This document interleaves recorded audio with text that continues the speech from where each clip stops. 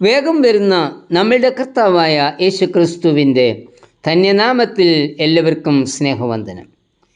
ദൈവത്തെ ഭയവും മനുഷ്യനെ ശങ്കയുമില്ലാത്ത ഒരു ന്യായാധിപൻ്റെ മുൻപിൽ നീതി നടത്തി തരണമെന്ന് അപേക്ഷിച്ചുകൊണ്ട് ന്യായാധിപനെ നിരന്തരം അസഹ്യപ്പെടുത്തുന്ന ഒരു വിധവ. അവൾക്ക് കാര്യം നേടുവാൻ ഒരു മാർഗമേ ഉണ്ടായിരുന്നുള്ളൂ, നിരന്തരം മടുത്തു പോകാതെ ന്യായാധിപനോട് അപേക്ഷിക്കുക. ഈ ഉപമ ലൂക്കോസ് 18:1 മുതലുള്ള വാക്യങ്ങളിൽ നാം വായിക്കുന്നു. അവളുടെ മുറ്റിപ്പായ അപേക്ഷയുടെ മുൻപിൽ നീതിയില്ലാത്ത ന്യായാധിപൻ്റെ ഹൃദയം ആർദ്രമായി. എങ്കിൽ കരുണാസമ്പന്നനായ ദൈവത്തിൻ്റെ ഹൃദയം എത്രയധികം ആർദ്രമാകും. ലൂക്കോസ് 18:7 കർത്താവ് പറയുന്നത്, ദൈവമോ രാപ്പകൽ തന്നോട് നിലവിളിക്കുന്ന തൻ്റെ വൃതന്മാരുടെ കാര്യത്തിൽ ദീർഘക്ഷമയുള്ളവൻ ആയാലും വേഗത്തിൽ അവരെ പ്രതിക്രിയ നടത്തി രക്ഷിക്കും. 18-7 വാക്യം. ദൈവജനത്തിനു വേണ്ടി പ്രതിക്രിയ നടത്തി അവരെ രക്ഷിച്ച ദൈവത്തിൻ്റെ പ്രവൃത്തിയെക്കുറിച്ച് വിശദമാക്കുന്ന പുസ്തകമാണ് എസ്തേറിൻ്റെ പുസ്തകം. ഇവിടെ രാജനിയമം അനുസരിച്ച് ആർക്കും തന്നെ രാജ്ഞിക്ക് പോലും രാജസന്നിധിയിൽ പ്രവേശിക്കണമെങ്കിൽ അനുവാദം വേണമായിരുന്നു. അനുവാദമില്ലാതെ ഒരാൾ രാജസന്നിധിയിൽ ചെന്നാൽ രാജാവ് ചെങ്കോൽ നീട്ടണം, ഇല്ലയെങ്കിൽ വധിക്കപ്പെടും. യഹൂദന്മാർക്കെതിരായി പുറപ്പെടുവിച്ച രാജകൽപ്പന നീക്കം ചെയ്യുന്നതിനുള്ള അപേക്ഷയുമായി എസ്തേർ രാജ്ഞിക്ക് രാജാവിൻ്റെ അടുക്കൽ ചെല്ലണമായിരുന്നു. രാജാവിൻ്റെ ക്ഷണം കൂടാതെ താൻ രാജസന്നിധിയിൽ ചെല്ലുമ്പോൾ തൻ്റെ നേരെ ചെങ്കോൽ നീട്ടേണ്ടതിന് തനിക്ക് വേണ്ടി യഹൂദജനം 3 രാവും 3 പകലും ഉപവസിക്കണം എന്ന് എസ്തേർ ആവശ്യപ്പെട്ടതായി എസ്തേർ 4:16 വാക്യത്തിൽ വായിക്കുന്നു. എസ്തേറിൻ്റെ ആവശ്യപ്രകാരം ജനം 3 ദിവസം ഉപവസിച്ച് പ്രാർത്ഥിച്ചതിൻ്റെ ഫലമായി എസ്തേർ രാജസന്നിധിയിൽ ചെല്ലുകയും യഹൂദന്മാർക്കെതിരായി പുറപ്പെടുവിച്ചിരുന്ന കൽപ്പന തിരുത്തി പുതിയ കൽപ്പന പുറപ്പെടുവിപ്പിക്കുകയും ചെയ്തു. തുടർന്നുണ്ടായ രാജകൽപ്പനയാൽ യഹൂദജനത്തിന് സമ്പൂർണ്ണ രക്ഷ ലഭിച്ചു. യഹൂദജനത്തിനെതിരായി കുതന്ത്രം മെനഞ്ഞ ഹാമാൻ കഴുകുമരത്തിൽ തൂക്കപ്പെടുകയും ഹാമാൻ്റെ അധികാരം മൊർദെഖായിക്ക് ലഭിക്കുകയും ചെയ്തു. 16:15 ത്രിദിന ഉപവാസം ഒരു ജനതയുടെ ചരിത്രമാണ് മാറ്റിക്കുറിച്ചത്. സർവശക്തനായ ദൈവം തൻ്റെ കരം നീട്ടുമ്പോൾ എത്ര വലിയ കൽപ്പനയും നിശബ്ദമാകും.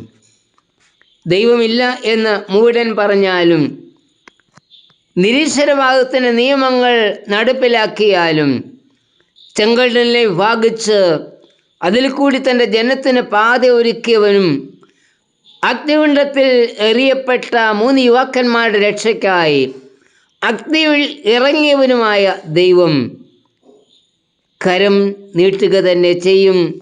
അവൻ കരം നീട്ടുമ്പോൾ എല്ലാ വാഴ്ചകൾക്കും അധികാരങ്ങൾക്കും മാറ്റം സംഭവിക്കും. എന്നാൽ ദൈവം പ്രവർത്തിക്കണമെങ്കിൽ എൻ്റെ നാമം വിളിക്കപ്പെട്ടിരിക്കുന്ന ദൈവജനം തങ്ങളെ തന്നെ താഴ്ത്തി പ്രാർത്ഥിച്ച് ദൈവമുഖം അന്വേഷിച്ച് തങ്ങളുടെ ദുർമാർഗം വിട്ടുതിരിയണം. അപ്പോൾ സ്വർഗത്തിലെ ദൈവം നമ്മുടെ പാപം ക്ഷമിച്ച് ദേശത്തിന് സൗഖ്യം നൽകും. 2 ദിനവൃത്താന്തം 7:14. പാപവഴികളെ ഉപേക്ഷിച്ച് നമ്മെ തന്നെ താഴ്ത്തി ദൈവസന്നിധിയിൽ കടന്നു വരുമ്പോൾ ആണ് ദൈവം അത്ഭുതം പ്രവർത്തിക്കുന്നത്. ദൈവമില്ല എന്ന് വിളിച്ചു പറഞ്ഞിരുന്ന രാജ്യമായിരുന്നു ചൈന.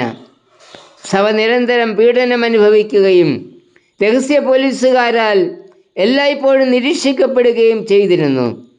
ആരാധനാലയങ്ങൾ ഇടിച്ച് നിരത്തപ്പെടുകയും സഭാ ശുശ്രൂഷകന്മാരെയും വിശ്വാസികളെയും വിലങ്ങ് വെച്ച് വീതികളിൽ കൂടി നടത്തുകയും ചെയ്തിരുന്നു.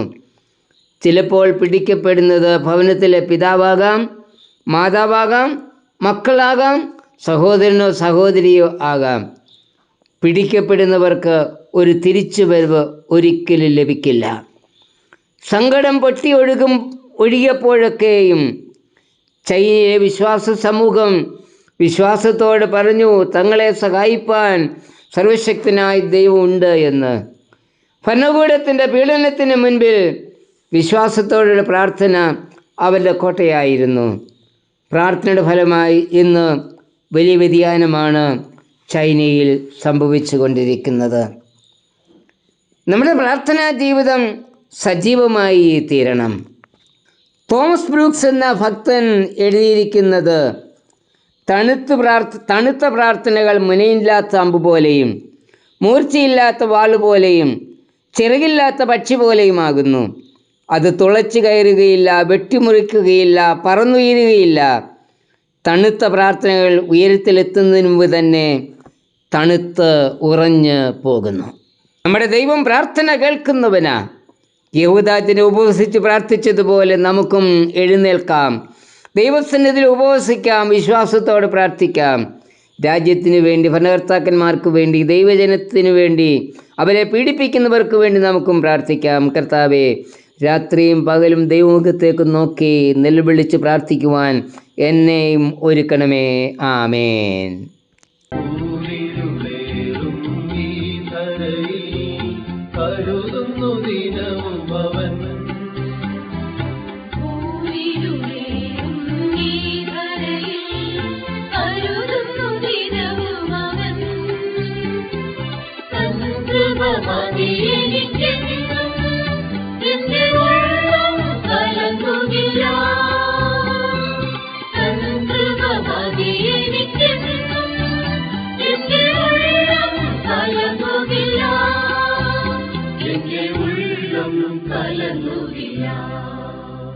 എന്റെ നല്ലവനേ